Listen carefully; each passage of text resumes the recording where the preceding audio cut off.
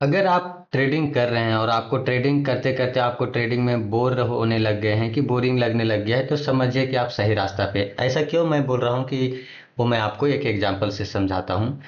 कि मान के चलिए आपके पास 20,000 का कैपिटल है। 20,000 का कैपिटल है और आपका जो पर ट्रेड रिस्क है वो 2% का है। 2% पर ट्रेड रिस्क है।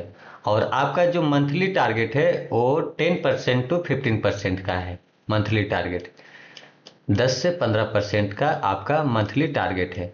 क्योंकि अगर आप ट्रेडिंग कर रहे हैं और आपका ट्रेडिंग थोड़ा बहुत सीख गए हैं, तो आपको इतना पता होना चाहिए कि मंथली 10 से 15% निकाल रहे हैं ट्रेडिंग से, तो आपके लिए बहुत ही ज़्यादा, आप टॉप 5% ट्रेडर में से आ जाते हैं।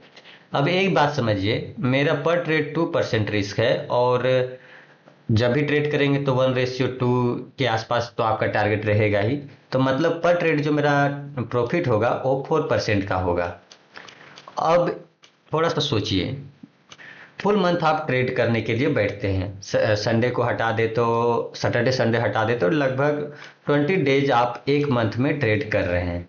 अगर डेली का एक ट्रेड भी ले रहे हैं और 20 डेज तक आप ट्रेड कर रहे हैं, तो सोचिए 20 डेज में आपको थ्री 3 दिन ही 3 दिन ही आपको ऐसा ट्रेड चाहिए जो आपका टारगेट हिट हो और वो आपका पूरा मंथली का जो टारगेट है वो अचीव कर देगा। अब इसमें समझने वाली बात यह है कि मार्केट में काफ़ी ज़्यादा आपको एंट्री दिखेगा।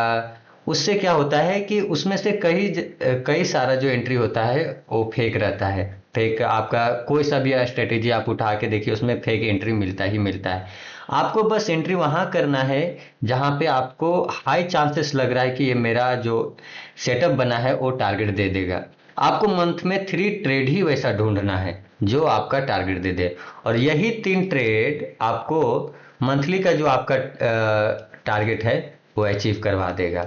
आपको फालतू का आपको कोई भी ट्रेड नहीं लेना है या तो कोई ऐसा एंट्री नहीं बनाना है, क्योंकि अगर आप जितना ज़्यादा ट्रेड करेंगे उतना ज़्यादा आपका चार्जेस लगेगा और उतना ही ज़्यादा आपका जो एक्सपेंसेस रहेगा बढ़ेगा और आपका प्रॉफिट कम हो जाएगा। इसलिए मंथली में आपको 3 ट्रेड ही एक ढूंढना है जिससे आपका टारगेट अचीव हो जाए। इसीलिए आपको बाकी जो बाकी का दिन रहेगा उसमें आपको बैठ के बस मार्केट को देखते रहना है कि कब मेरा जो हाई प्रोबेबिलिटी वाला ट्रेड रहेगा वो मिलेगा। इसलिए बस बैठ के चार्ट को देखना काफ़ी ज़्यादा बोरिंग हो जाता है।